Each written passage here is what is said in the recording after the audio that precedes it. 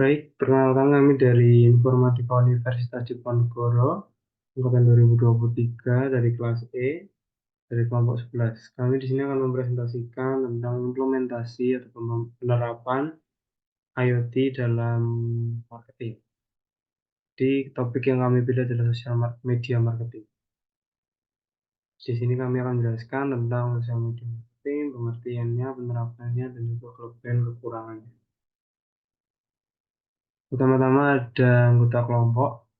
Ada saya, George Immanuel Surya dengan NIM akhir 028. Kemudian ada Unggul Adi Mulya dengan NIM akhir 145.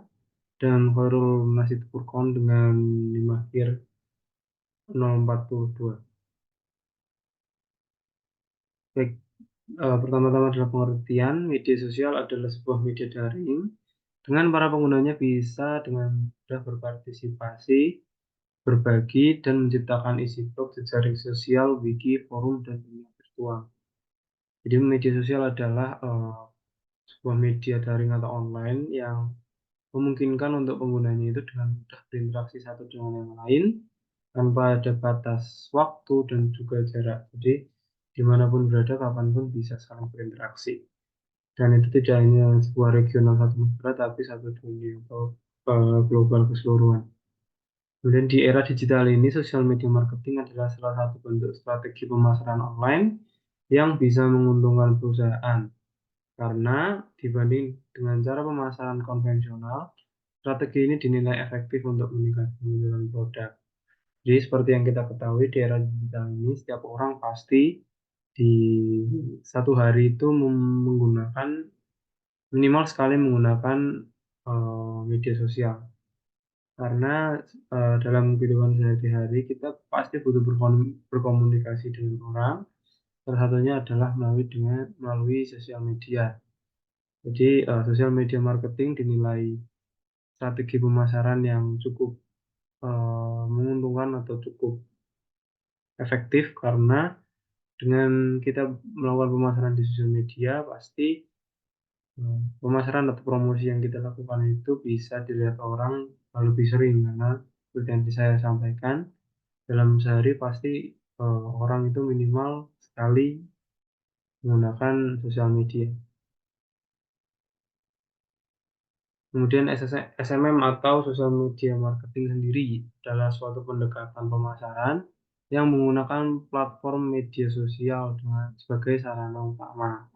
Jadi seperti namanya social media marketing itu merupakan sebuah metode pemasaran yang menggunakan platform media sosial. Pendekatan ini berfungsi untuk berinteraksi, berkomunikasi, dan mempromosikan produk atau layanan kepada audiens yang relevan.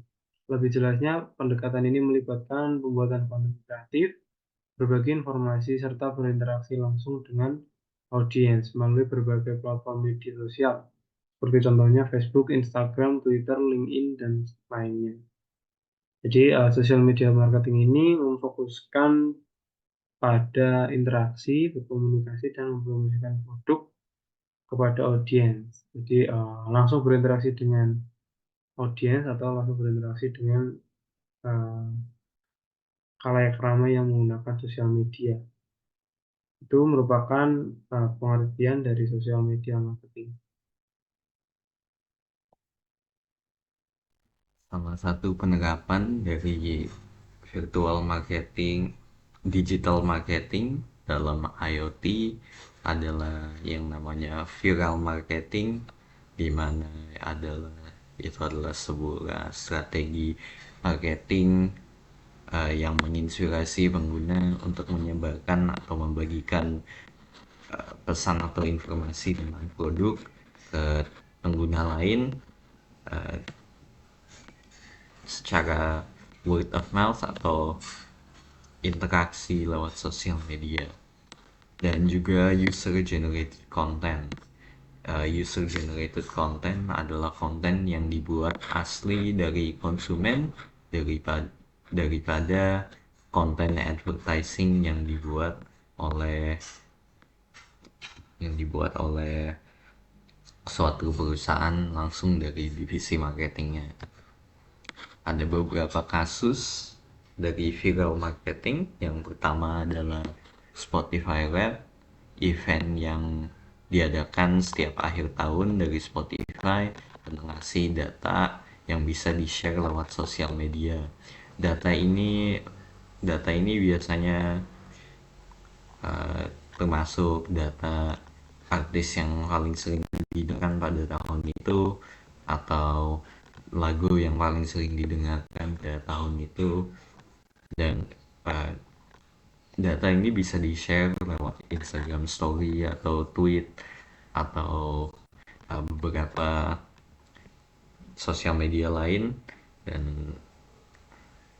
Dan itu strateginya untuk menyebarkan Spotify, untuk menyebarkan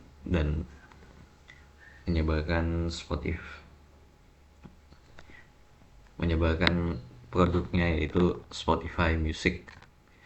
Yang kedua ada Fire Noodle Challenge. Fire Noodle Challenge ini dari brand mie instan Korea yang bernama Samyang, di mana user menantang diri dengan memakan mie pedas dari brand Samyang dan memposting challenge itu sebagai konten di YouTube atau Instagram atau TikTok atau sosial media lain. Impact dari kampanye advertising 2 ini lumayan besar. Yang utamanya Spotify lebih ada increase dalam user base-nya, increase dalam interaksinya, dan ini juga tentu increase dalam interaksi dan penyebarannya kepada sosial media lain. Yakni ada 425 juta tweet dalam 3 hari saja, dan juga 22% kenaikan dalam user baru di Spotify. Dari impact dari Samyang Instant Noodle Challenge juga lumayan besar. Sales instant ramen meningkat dari 66 miliar di 2016 ke 340 miliar di 2021, dan juga mendiversifikasi konsumennya, nggak hanya di Korea, sekarang sudah ada di Amerika, Asia Tenggara, dan juga Eropa. Dan instan ramen ini juga, dan beberapa negara yang lain. Perkenalkan, nama saya Khairul Rasid Furqan dengan 3 digit NIM terakhir 042. Pada kesempatan kali ini saya akan menjelaskan mengenai kelebihan dan kekurangan sosial media sebagai digital marketing. Yang pertama ada kelebihan sosial media sebagai digital marketing. Pertama yaitu ada fleksibel. Pemasaran yang dapat dilakukan di mana saja dan kapan saja. Jadi dengan pihak penjual memasarkan produk mereka melalui sosial media akan lebih memudahkan para audiens untuk mengakses produk tersebut. Jadi pihak audiens akan lebih mudah untuk mengakses produk yang telah ditawarkan dari kapan saja dan di mana saja. Oke, selanjutnya yang kedua ada biaya pengoperasian yang murah. Jadi ketika pihak penjual memasarkan produk mereka ke sosial media, pihak penjual tidak perlu mengeluarkan biaya yang besar dan bahkan dapat dilakukan secara gratis. Oke, selanjutnya ada cara pengoperasian yang mudah. Seperti yang kita tahu, sekarang ini hampir semua orang memiliki sosial media dan hampir semua orang setiap hari melakukan interaksi melalui sosial media. Hal ini akan memungkinkan para customer akan lebih familiar dengan tampilan-tampilan yang ada di sosial media dan akan lebih memudahkan para customer untuk mengakses produk-produk yang ditawarkan oleh penjual. Oke, selanjutnya yang keempat ada memperluas target pasar. Seperti yang kita tahu dan seperti yang telah saya jelaskan tadi, untuk sekarang ini hampir semua orang memiliki sosial media. Jadi dengan adanya produk yang telah ditawarkan di sosial media, jangkauan pasar tidak hanya di tingkat nasional saja, namun jangkauannya akan ke tingkat internasional. Seperti yang kita tahu juga, kita yang berada di Indonesia ini bisa mengakses produk-produk yang ditawarkan dari luar negeri, dan begitu pun sebaliknya, pihak dari luar negeri juga pasti akan bisa mengakses produk-produk yang telah ditawarkan dari pihak dari Indonesia itu sendiri. Selanjutnya yang terakhir ada dapat memantau feedback pelanggan. Jadi dengan adanya interaksi dengan customer secara langsung di sosial media dapat memungkinkan untuk mendapatkan feedback. Jadi pihak customer akan lebih mudah untuk memberikan feedback terhadap produk hanya dengan melalui kolom komen. Begitupun juga dari pihak penjual akan lebih mudah untuk memantau feedback yang telah diberikan dari pihak customer. Oke. Selanjutnya ada kekurangan sosial media sebagai digital marketing. Yang pertama ada lack of trust, kurangnya rasa percaya antara penjual dan pembeli. Seperti yang kita tahu, sosial media adalah platform online, sehingga hal tersebut akan memungkinkan kurangnya rasa percaya antara penjual dan pembeli. Dari pihak penjual tidak akan mempercayai pihak pembeli atas keseriusan mereka dalam melakukan transaksi, dan sebaliknya dari pihak pembeli tidak akan mempercayai dari pihak penjual tentang keaslian atau tentang ekspektasi pihak pembeli terhadap keaslian produk yang telah ditawarkan oleh pihak penjual.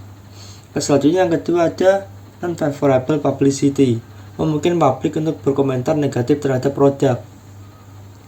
Pihak penjual pasti akan menginginkan komentar-komentar positif terhadap produk yang telah mereka tawarkan. Namun, memungkinkan pihak customer akan memberikan komentar yang sebaliknya dengan berkomentar negatif terhadap produk yang telah ditawarkan. Maka selanjutnya ada kontrol yang terbatas. Tidak memungkinkannya pelaku bisnis untuk mengontrol setiap komentar dari publik.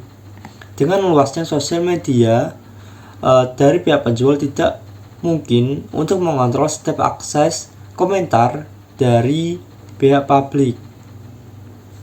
Selanjutnya ada proses yang memakan banyak waktu. Marketing melalui sosial media yang aktif membutuhkan banyak waktu untuk membuat grafik dan konten yang menarik dan berhubungan dengan audiens.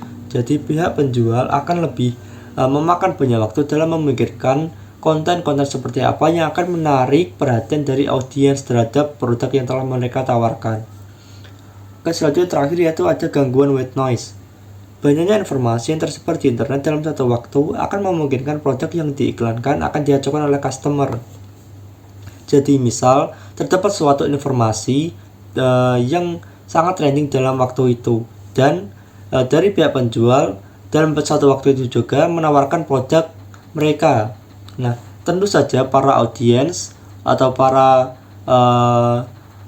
customer akan melihat informasi-informasi yang sedang trending dalam waktu itu. Jadi iklan produk yang telah ditawarkan oleh penjual akan diajukan oleh pihak customer atau pihak audiens. Kesimpulan yang kita dapat dari presentasi ini yaitu IoT adalah suatu tool yang sangat powerful untuk dipakai beberapa perusahaan, dan juga dalam bidang advertising specifically ada beberapa aplikasinya seperti viral marketing atau user generated content yang bisa mengeluarkan, yang bisa reach banyak orang tapi costnya sangat efektif, tidak harus mengeluarkan banyak uang. Dan IoT itu bisa ada banyak banget aplikasinya intinya, dan dalam bidang advertising specifically ini hanya sedikit dari keseluruhan aplikasi, yaitu digital advertising. Itu sekian aja dari kita. Terima kasih telah mendengarkan presentasi kami tentang digital advertising menggunakan IoT. Wassalamualaikum warahmatullahi wabarakatuh.